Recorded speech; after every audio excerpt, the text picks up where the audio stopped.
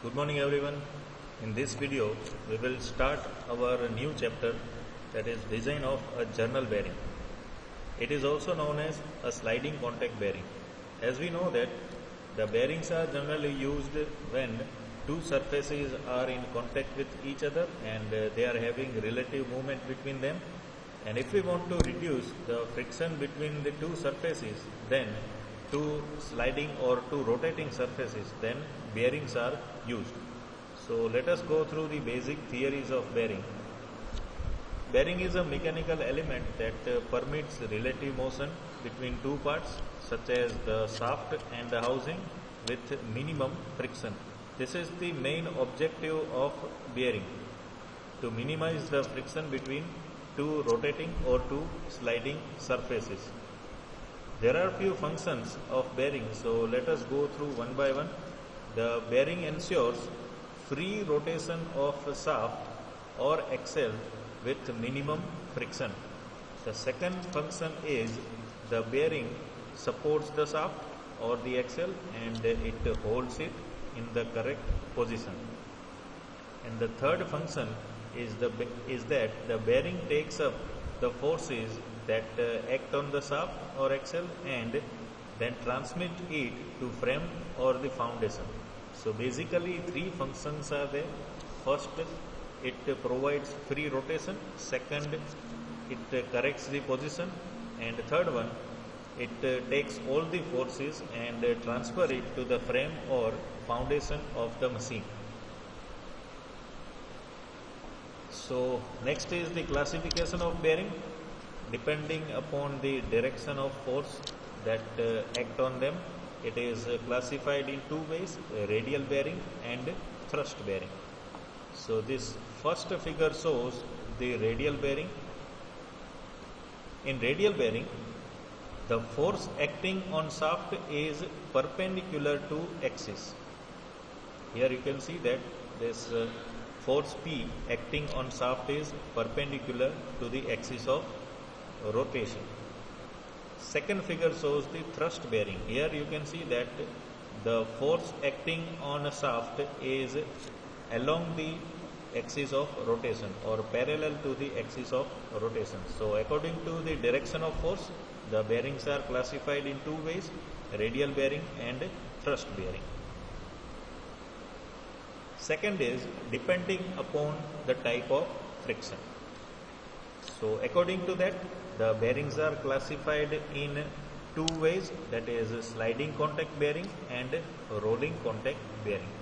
The first figure shows the sliding contact bearing, in which the shaft is sliding on the bush, and in second figure you can see that rolling elements are given and the action will be performed by the rolling action. So basic difference between sliding contact bearing and rolling contact bearing is, in sliding contact bearing you will find out a line or surface contact, and in rolling contact bearing you will find out a line or point contact. In a roller, if the cylindrical shapes are used, then you will be having the line contact, and if a sphere is used, then you will be having a point contact. Now lubrication is provided in a sliding contact bearing, that will be in between shaft and bush. This is the area where lubrication is provided. So due to this lubrication, direct metal to metal contact will be eliminated. Three types of lubrications are used, that is zero film, thick film and thin film. So let us go through that one by one. And before that, there are few applications of sliding contact bearing, and starting from the first one, that is crankshaft bearing in petrol and diesel engine, that uses sliding contact bearing. Second is the centrifugal pump. Then third one, large size electric motors. Then fourth one, steam and gas turbines. And fifth one, concrete mixers or rope conveyors and marine installations. So you can see that the heavy duty machineries are using the sliding contact bearing. It means wherever the load applied on the bearing or on the surface is very high, in that case we have to go for sliding contact bearing, because it will increase the contact area between two components. On the other hand, if we use the rolling contact bearing, then it will reduce the contact area, so stress concentration will be increased. That we will understand later on when we will design the rolling contact bearing. Next is application of rolling contact bearing.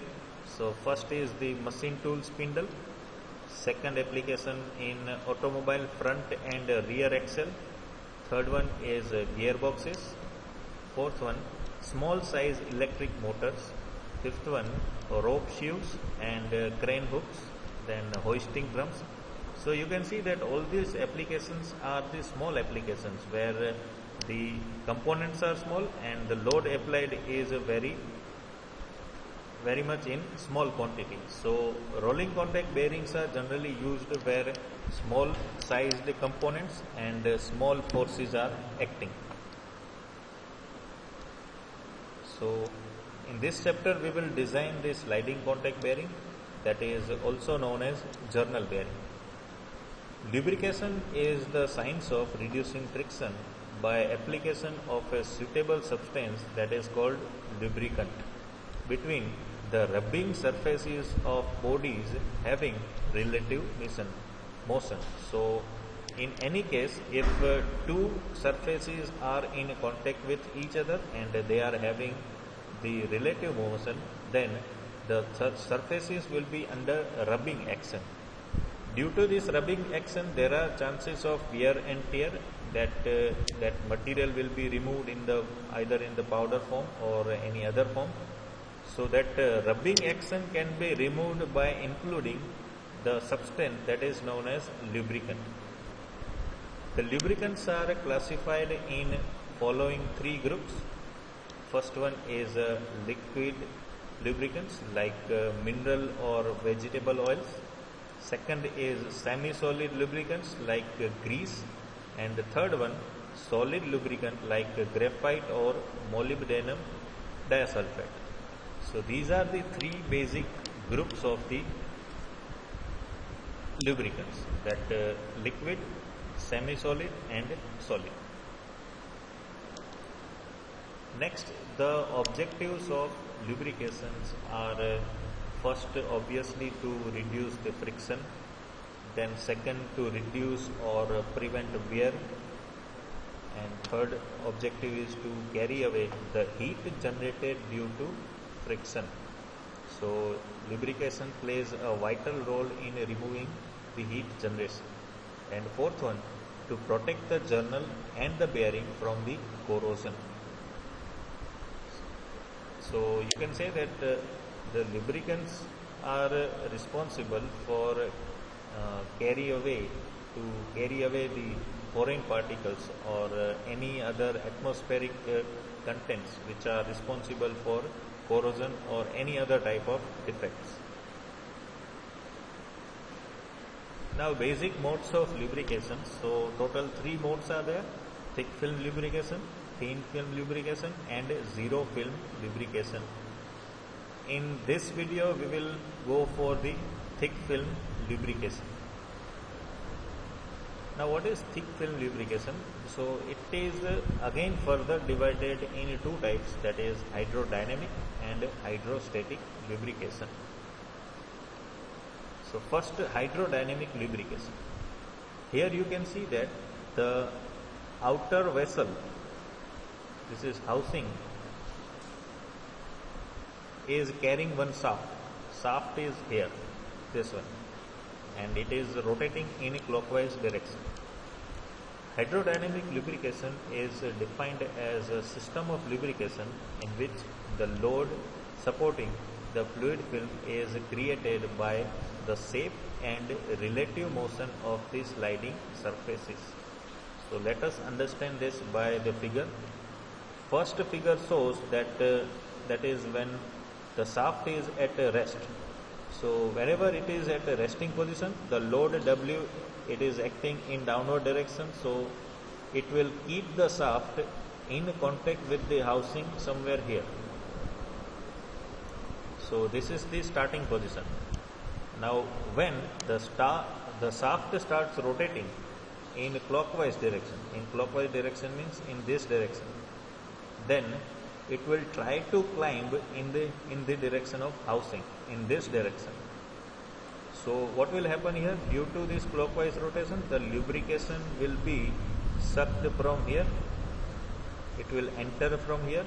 Then it will be in between the surface of shaft and the housing, and then at the end it will be splashed out in this direction. So due to this action, you will see here that one gap is generated between the shaft and housing. So this gap will fulfill all the criteria and all the functions of the bearing. And by further rotation of the shaft, the oil film will be increased, and you will be having the thick film between the shaft and the bearing.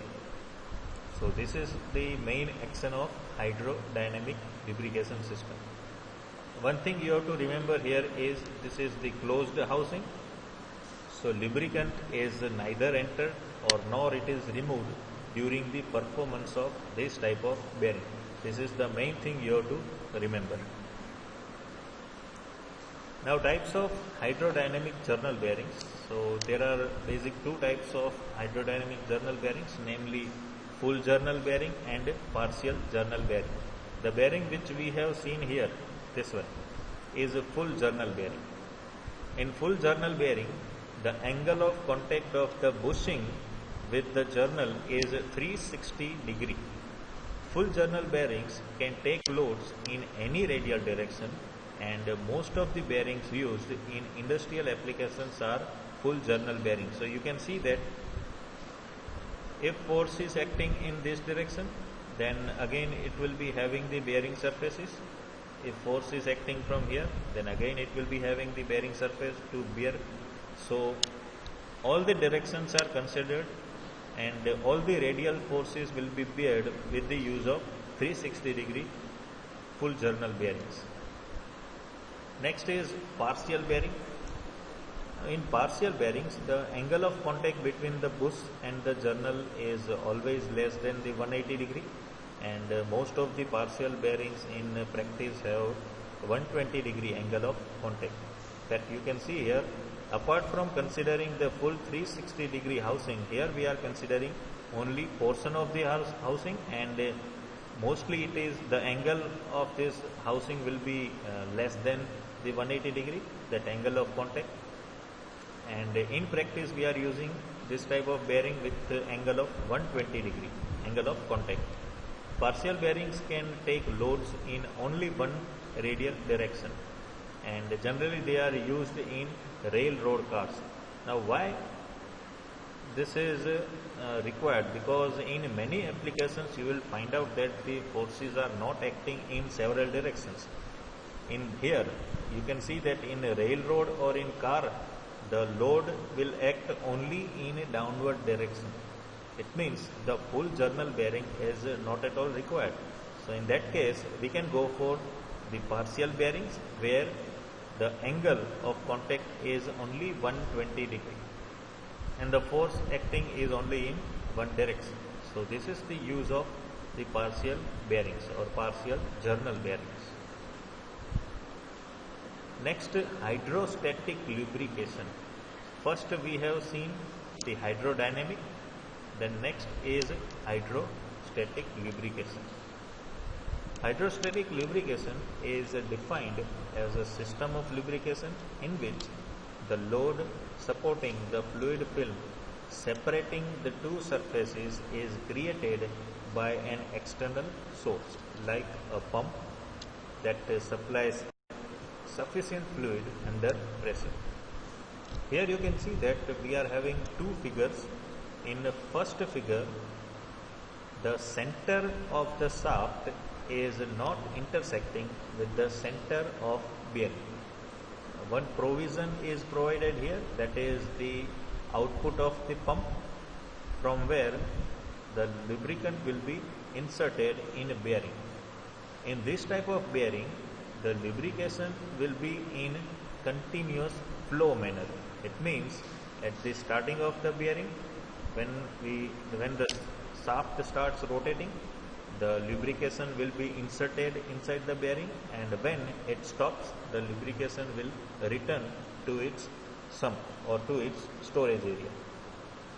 Now what will happen here at the beginning of the shaft, when the shaft is in resting position, due to this load W, this one, the shaft will rest here and it will close down the input of the lubrication oil or inlet port of the lubricating oil. When it starts rotating, it will open this, and the pressurized liquid will be inserted from here. So shaft will be lifted, and now you can see that after insertion of the liquid, after the insertion of lubricant, the center of the bearing and the center of the shaft is now intersecting. So this is the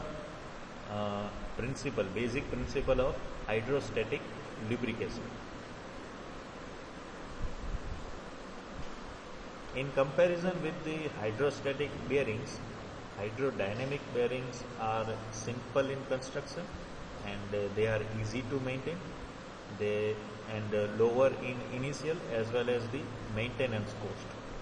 But hydrostatic bearings, they are costly, but they are also having some of the advantages, like high load carrying capacity even at low speeds, then no starting friction, no rubbing action at any operation speed or load. It means in this type of bearing, the surface of shaft is not at all in contact with the surface of bearing in any case, at the starting position, at the running condition, or at the end of the any motion. The surface of the shaft will not be in contact with the surface of the bearing. So that will, and it is at any operating speed. It means at a lower speed, if you go for hydrodynamic bearing, at lower speed the shaft has the tendency to move in a downward direction due to load W. This load W in hydrodynamic bearing, this one. At lower speeds, this load will try to move the shaft in this direction, and it will be directly in, due to this action, it will be directly in the contact with the bush. So at lower speeds we cannot use hydrodynamic bearings, but hydrostatic bearing is having this advantage. Now, task of this video, you have to write down 2 questions. First, what is a bearing, and why it is required, which we have already went through. Why it is required means you have to write down the functions of the bearing. Second, you have to explain only thick film lubrication, which we went through. Thick film lubrication is having 2 types, that is hydrostatic and hydrodynamic. You have to explain with figure. Write down this task and submit on Google Classroom. In next video we will go for the thin film and zero film lubrication, and we will also solve the numerical related to design of journal bearing. Second important thing is the use of design data book. Many standard data is directly available in design data book, and also the equations which will be useful in designing journal or rolling contact bearing is again available in design data book. So in next video we will, before solving numerical, we will try to understand how to use design data book. So in next video we will go for thin film, zero film, and how to use the design data book in design of journal bearing and rolling contact bearing. Hope you have understand everything. Thank you.